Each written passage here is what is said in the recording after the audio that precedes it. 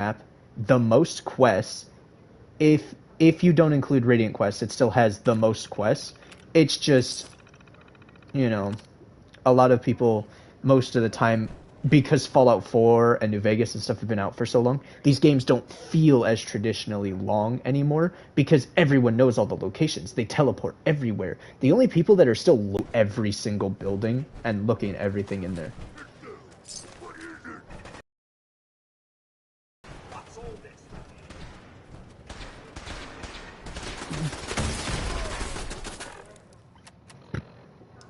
No, there's actually a lot of people that don't know what Fallout is. The problem is that they will shoot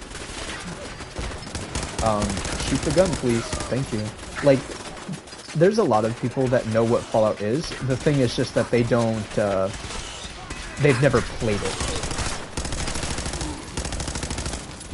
Super mutants. I will say Fallout 4 is definitely not the best of this series by any stretch of the mile in terms of like content or anything. It's still a good.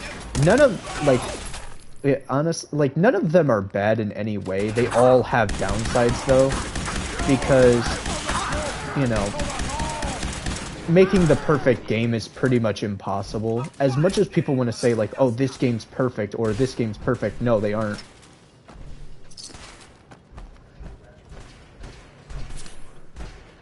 It's unachievable. It's impossible.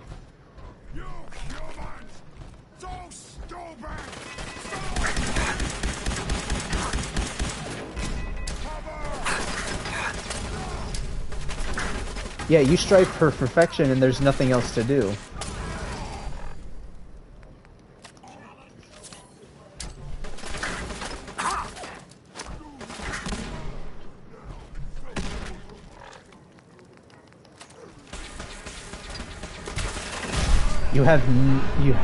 You have nothing else to work towards.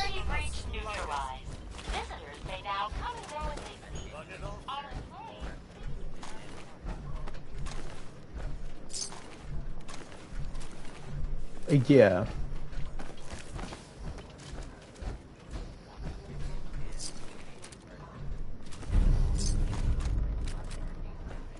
Yeah.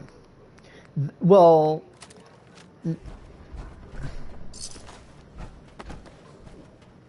the problem is, too, trying to make the perfect game means you would have to find a game that everybody enjoys. That's impossible.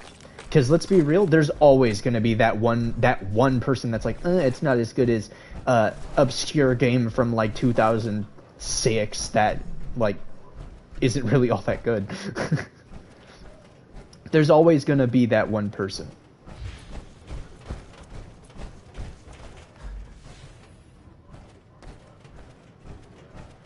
Well, fun fact, most people don't play video games. In the entire population of the world, maybe a couple 100 million people play video games across the planet. So that's literally less than 10% of the population. Yeah, that's still a lot of people. No, 10%'s only like 600 million people. 2.8 billion would be 7 plus billion people. About 8 billion people now.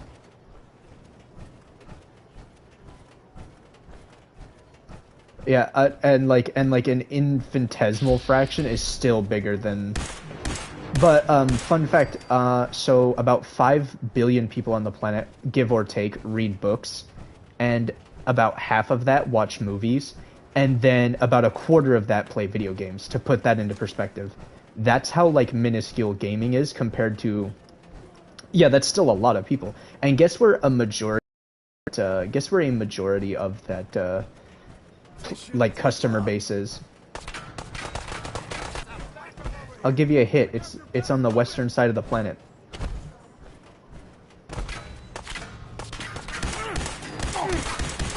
I said west, not east. Asia's east. Yes. Well, because the United States is where gaming originated from. Have you noticed, if you're on TikTok at all, have you noticed that Europeans and Asians, basically everyone that's not from the United States are trying to say that these U.S.-based inventions are not from the U.S. People are trying to say donuts didn't come from the U.S., burgers didn't come from the U.S., some people are trying to say barbecue isn't from the U.S. These three things are uniquely American inventions, and people are trying to say, "Oh, you didn't make them. Here's this obscure, thing that has been not even proven, or even considered like close to the originator of anything." Because like, here's the funny thing, right? People are like, "Oh, the hamburger, it came from Hamburg, Germany," and if you ask them why, it's like because it's called Hamburg. Of course, that's where the name comes. No. You know where else a Hamburg is? New York.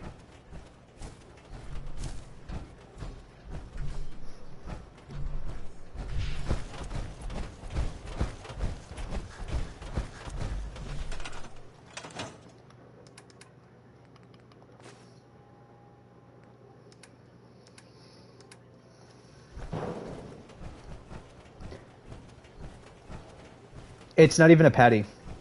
It's not even a patty. Patties are uniquely American. No, it's literally a beef steak. It is a beef steak that they cover in a special like gravy sauce, and it looks vaguely like a burger patty. It is not a burger patty because this thing is way thicker and requires you to cut it with a fork and a knife. Doug, I can cut a burger patty with a fork. Literally. Burgers are not, like, they are unique. Do you want to know where in the US they originate from?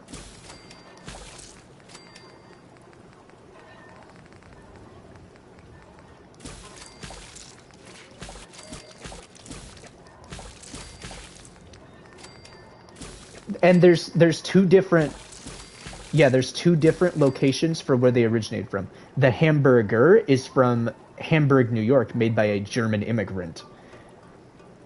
And people will always be like, "Well, it's still European. He's from Germany." No, he's a German immigrant who lives in the United States. The difference between the United States and other nations is as soon as you cross our border and you start just like how we stole those German scientists from 1939 to 1945. But yeah, it's like, I mean, rockets. It was great. They could have they could have won the war if they focused on they could have won the war if Hitler wasn't so focused on occult artifacts for whatever reason. Genuinely, the dude, like, he genuinely thought that he could make his soldiers immortal. I mean, could you imagine the stress the man was under? Also, the fact that he was like, dude, he was beyond religious. It's actually crazy, whoa.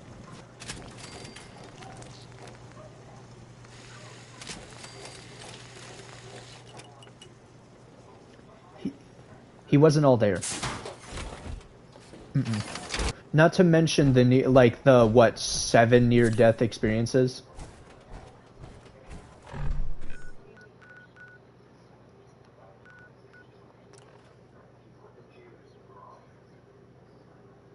Catholicism. Nothing to see here. Hi. Huh? We're having a So sale evangelists. of brooms. Let's see what you got. Anything and everything.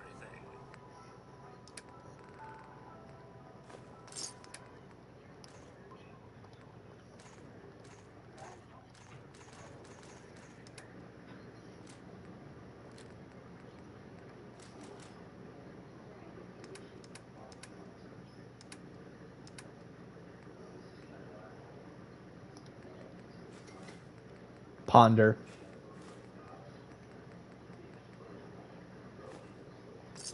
You ponder the idea.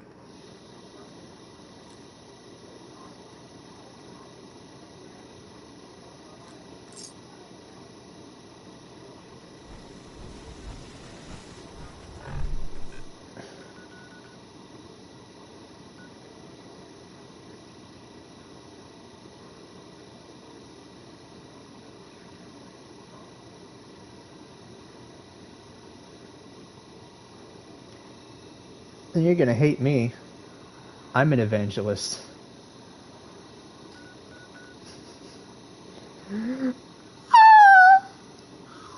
So mean to me. Yeah. I will say it really just depends. It depends on the people, because all Catholics I have ever met are like the most zealous fanatics I've ever met in my life. But to be fair, my only like exposure to evangelists have been my own church and churches that are similar to it, which is basically just, you don't believe, that's fine. You know, you can always come though for like donuts, companionship, things like that, because my church is literally just everyone is welcome, no matter the branch of life you came from. You don't even have to believe, you can just come here for companionship and stuff, because we just want to be nice to people.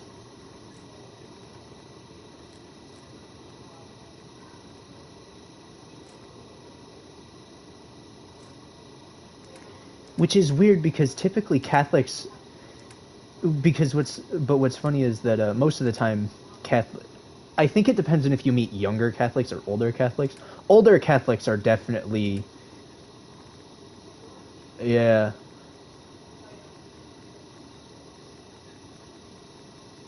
Dude, older, yeah. It's like you don't believe this specific way. Like, dude, like I've noticed Christian, like, no matter what. You're back. How'd it go at the library? I managed to fight my way through the library. I know it wasn't. Here's your. And what's crazy is the fact that 90% of the time it's like, oh, we just want to salvation, we just want to save your soul. It's like, that's not your choice. That's not your obligation. You have no reason to help me. Like, that is between me and God. Your only duty is to give me the option, not to force me into it through coercion or some shit. It's like not even Jesus would go that far. No, he was kind. He forgave Judas. Yeah, he forgave him, which is crazy. Because could you name a single human being besides Mr. Rogers or the Pope that would forgive someone for betraying them in this day and age? Pope Francis, not the new guy. I don't know anything about the new guy. But who knows, maybe he's good. He might be. He might be a little gamer. He sounds like a nice dude. So why? I mean, to be fair, every wrinkly old white guy looks like Emperor Palpatine.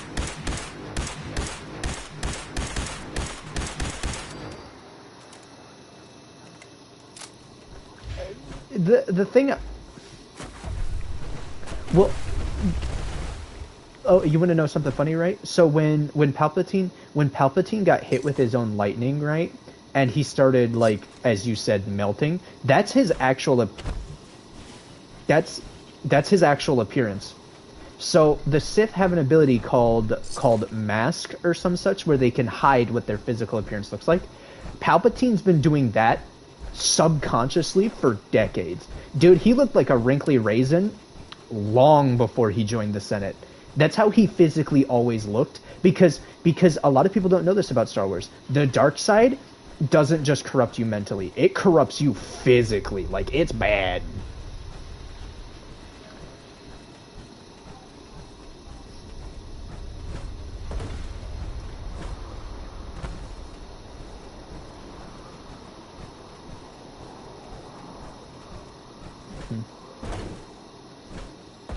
They are, actually. They're from he wasn't born with them, but they were put on him as a child by his people.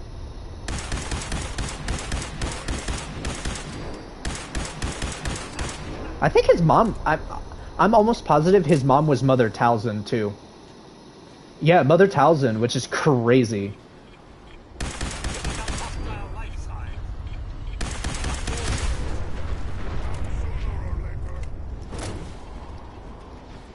Obsession. He was obsessive too. Specifically with a Darth Sidious. And what's funny to me is that people will always argue, oh, Darth Sidious isn't the most powerful Sith. It's like literally everything we have ever seen of him in both Disney canon and Legends has shown that yes, he very much is.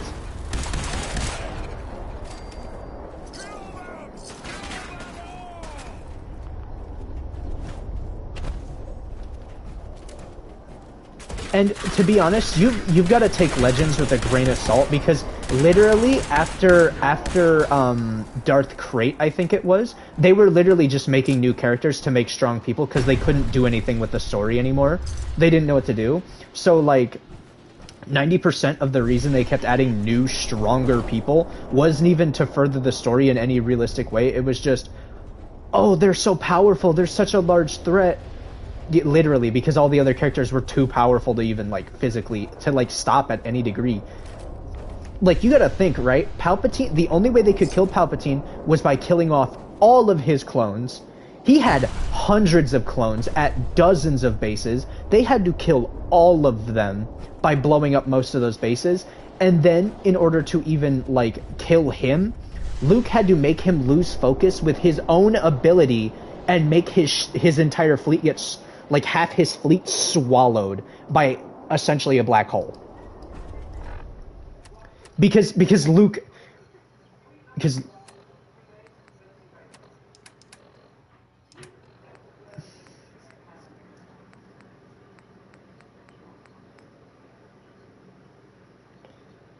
he's actually incredibly weak. So I hate to burst your bubble. The game,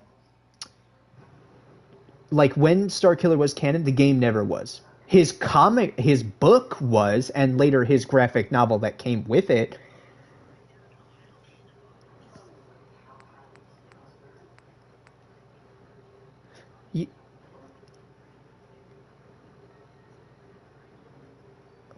Well, he did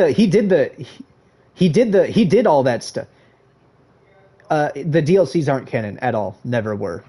Because they're like an alternate timeline thing, like what if you killed Darth Vader and became Sidious's apprentice and everything. That's just a whole what if storyline for extra stuff, because that'd be a cool thought. What if? It's like because fun fact, half of Legends wasn't even canon in Legends. Most of them were called Legends because they were just stories that people at like the cantina were sharing and stuff on Tatooine. They're just, like, most of those were just stories. That's why all of them felt so radically different.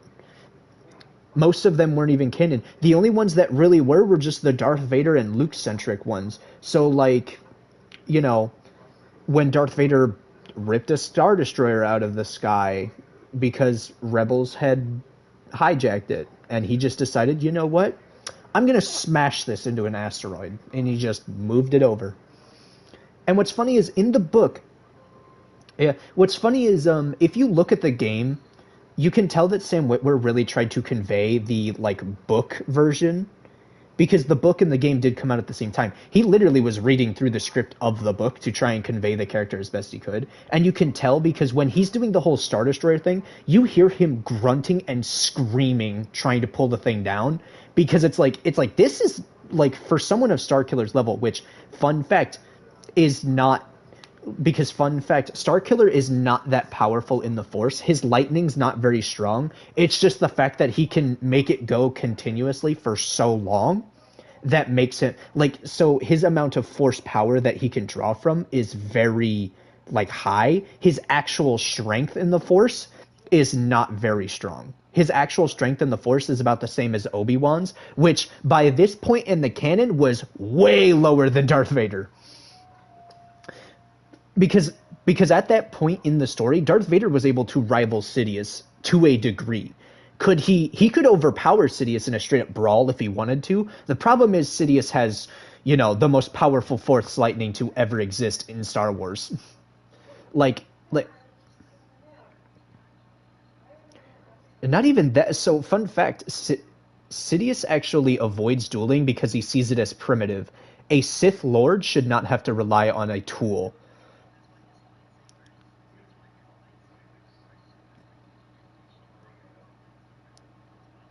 But what's funny too is like he's still a great duelist. He just doesn't like dueling because he sees it as beneath him. He's too powerful for it. He only no, legitimately, the only reason he engaged the Jedi Masters in a duel was so he could trick Anakin in Revenge of the Sith. Literally, his initial thought was, I could just kill them all right now with one burst of lightning. But then that wouldn't look good. So he engaged them all in a duel because he knows the only one that would give him trouble is Windu. But as long as everything goes according to plan, which it did, he would be fine. Because fun fact, his own lightning didn't even hurt him that much. Because notice how he's like begging for his life, and then immediately in the next second, he launches Windu out a window with his lightning, completely fine, and then he stands up and acts like nothing happened. It's like, dog, he literally never once struggled, ever, in anything. And then people are going to be like, oh, Palpatine's weaker than it's like at the peak of his power, Palpatine was quite literally a god. And what's even crazier is that his peak of power is after he died. The man figured out mid-fall to his death how to put his soul in another body.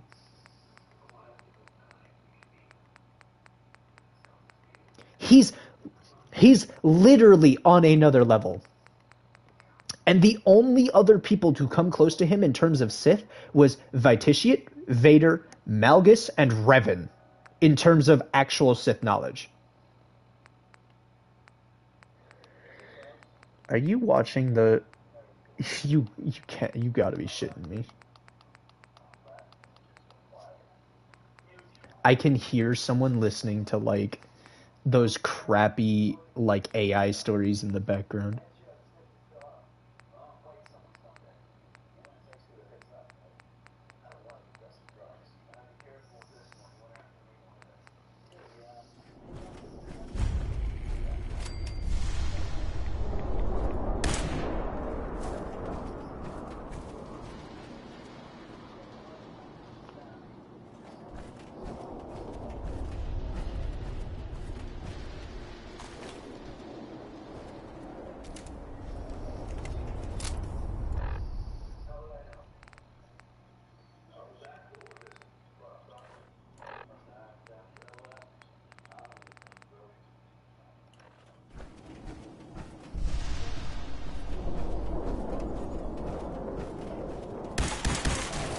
What movie is he talking about?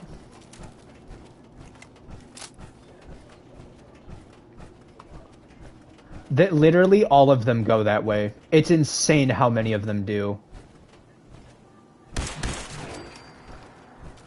I think the only Hallmark movie I've ever seen that isn't that way is the Santa movies, and then the that one what's that Disney show? Because Hallmark made a movie for them, some Raising Charlie, something like that. Uh-oh. Yeah, they made a movie for that, and it was literally just a basic like, oh, half the family got left somewhere, or one person got stranded, and now they got to go on a road trip like that. Which honestly is one of Hallmark's better stereotypical movie types, I'm gonna be real. I much prefer those to their weird love stories that they keep trying to do. That no one wants them to do. What's... Mm-hmm.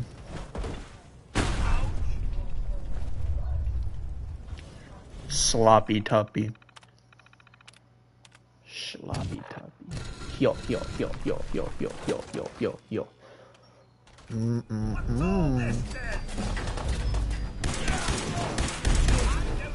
I'm murdering ghoul chem dealers. What's crazy is like...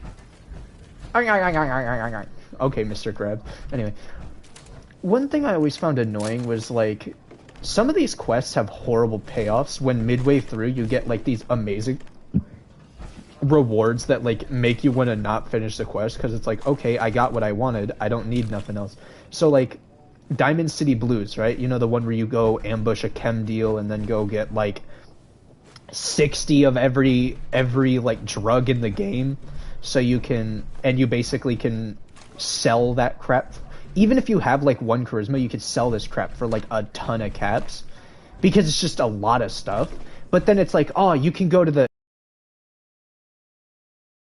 stuff and you'll find a whole heap of drugs, and it's literally like maybe 6 drugs, 8, like 10 drugs at most in various coolers.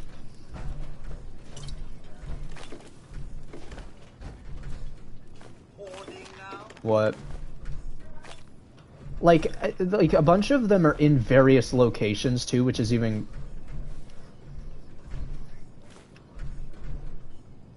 It's like Medics or something, like one of the cheap ones. It's like Medics or something.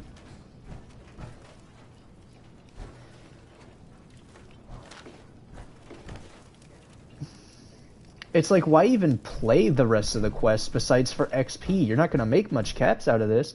Because I'll even go inside the plant to see if maybe the rest of the drugs are in there, and it's like, no, it's just a good plant.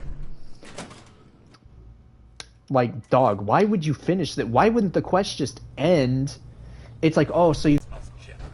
The only reason to even, like, acknowledge Murawski's existence is when you kill him for money, when you convince Nelson's dad that you...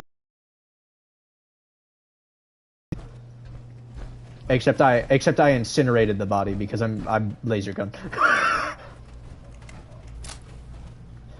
I'm actually, so with this playthrough that I'm streaming, right, I decided to not do any of the DLCs until after I finish the main quest line, for 2 reasons. A, because I'm trying to do like a Fallout 3 Remembrance build, because, you know, Fallout 3 Remastered probably gonna come out sometime this year, if not, who knows, in the middle of the summer or something. Because like they didn't say anything about Oblivion getting a remake or a remaster or anything. They never said this was gonna happen, and then all of a sudden they just drop it out of nowhere. They give us a release trailer and then basically drop it in like the next 2 hours. It's like, bro.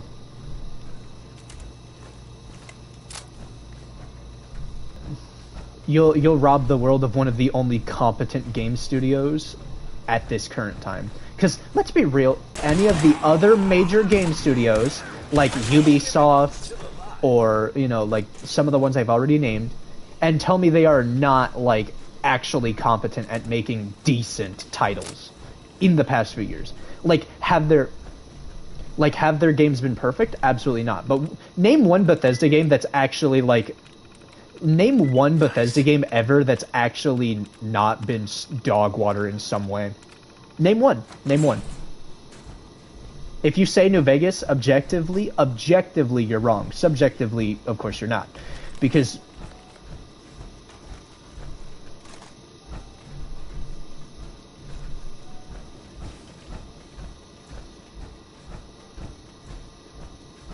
No, see, here's the problem with that.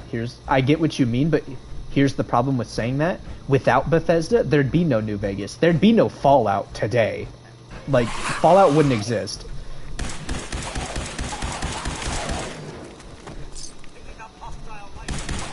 Also, technically, legally, it is a Bethesda game because they funded it, they published it. Like, every stretch of the word. Yeah, I'm not saying Bethesda should get all of the credit, but to be honest, they should get at least half. They are the reason the game exists at all. We wouldn't have gotten Peak without Bethesda. You gotta get... And...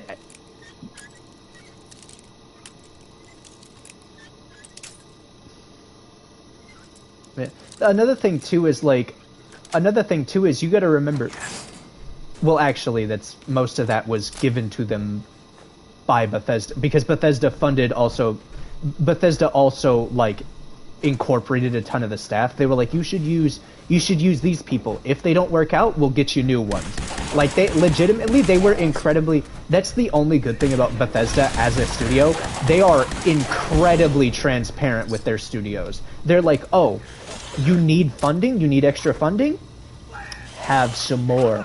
Like, look at some of the games they've published. They published the Doom series. All 3 of which are peak. All 3. Name another studio that's got 10 out of 10, like, games like that across the board. And as much as people want to say, oh, Doom the Dark Ages isn't that good, people in like 2 years are going to be like, oh, Doom the Dark Ages is peak. I always thought it was peak. Like, no, it's peak now. It has always been peak, and it always will be. Dark Souls 2. Even then, Dark Souls 2 is still a good game. I'm not saying that as like, oh, Dark Souls 2 is awful. No. Dark Souls 2 was my first Souls game. The only thing that's even slightly annoying about it is just that its philosophy was more enemies equals more difficulty equals good, and that's just, no. Especially with the Scholar of the First Sin Edition, I don't like getting...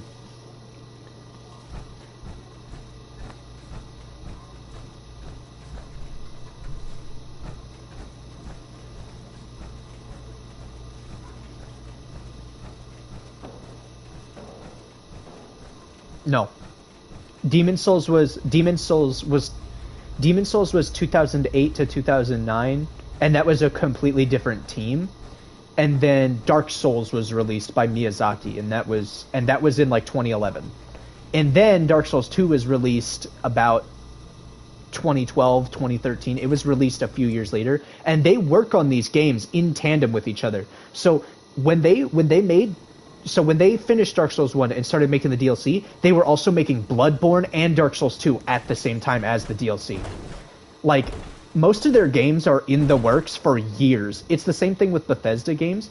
Bethesda's games, they have these things in the oven for, like, years at a time. Like Elder Scrolls? Elder Scrolls 6...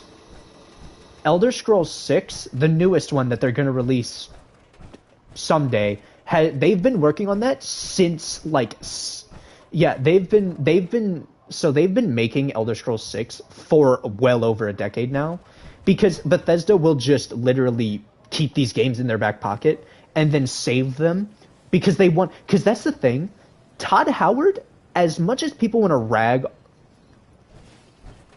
they do. It's like you could play Skyrim. Yeah, you could like look at how popular Skyrim and Fallout 4 are, and people consider these weak titles in their franchises, in their respective franchises. And both of these games are like replayable. Like Call of Duty be damned, bro. It's like, at least with this game I'll want to play it. Honestly, I think, now again, this is my opinion, I think they could have salvaged the franchise with MW2, and then they just decided to go all in on being sellouts with Warzone, and then they just went even more downhill with Modern Warfare 3. Because, let's be honest, Modern Warfare 3 is not a game, bro. It's a glorified DLC.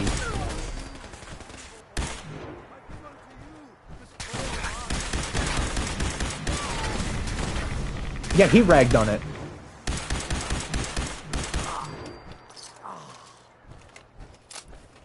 Even the side games, for the PSP. And what?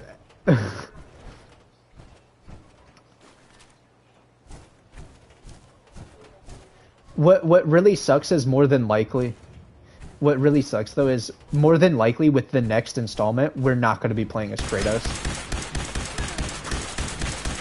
Because, well, I'm sure. I mean, I wouldn't hate being Atreus traveling across the lands to meet the other religious deities, dog. Dude, do you know what the original ending for God of War, like the God of War franchise, was supposed to be?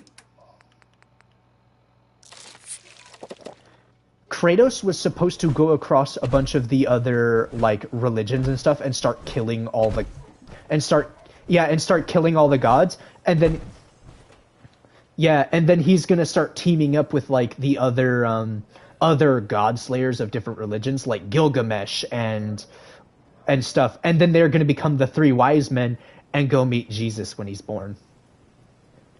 And what's funny is a lot of people, the only thing I've ever heard about the God of War, like the only thing I've ever seen in terms of God of War memes, besides the usual, like, give me your booty, like that, because he's a Spartan and all that, the only thing I've ever seen that people unanimously, no, not even fighting Jesus, but like he goes to fight Jesus and talks about how he will destroy all false gods, and then Jesus just like shows him the power of God's forgiveness, and Kratos just like crumples because someone finally forgave him of his sins. Because that's the whole point of Kratos' rage. No one will forgive him of his sins. No one will relieve him of his past. Now with the newer games, they definitely did amazing with the whole like Kratos has to forgive himself, but I would love to see him keep trying to like be violent towards Jesus, and Jesus is just being like a complete pacifist or like non-aggressive. Like if Kratos pushes it, Jesus would of course defend himself, because fun fact, Jesus was not a pacifist. He was not. He just never got pushed to violence. He never got pushed to violence because no one would push him that far. Also, he didn't. That's the thing too. A lot of people are like, oh, Jesus was a pacifist, and oh, he didn't believe in violence. But not believing in violence and being a pacifist are completely different things. You can be, yeah, a pacifist is someone who doesn't engage in violence no matter what. They believe that peace is always the answer. Someone who doesn't believe in violence is just someone that doesn't believe violence is the answer to, being attacked. Yeah, literally. Tyr will defend himself if he has to. But he doesn't believe in just going strictly towards violence. Loot. Could you imagine Kratos going to like walking up to Jesus or something while Jesus is giving a sermon, and then everyone, because let's be honest, Kratos is like a legend across the planet in the God of War universe. Not even just to gods, but to people too. Everyone knows who the Ghost of Sparta is. So could you imagine just a bunch of people like backing away from him because they're terrified of it, and then Jesus just walking directly up to Kratos and being like, "Ah, you finally come." And then, like, he's not even being aggressive or anything, and Kratos is, like being antsy and all that, because, like, he immediately assumes violence with anyone that considers themselves a deity or related to a deity. And then, just, like, Jesus just sub expectations every single time, never tries to be violent in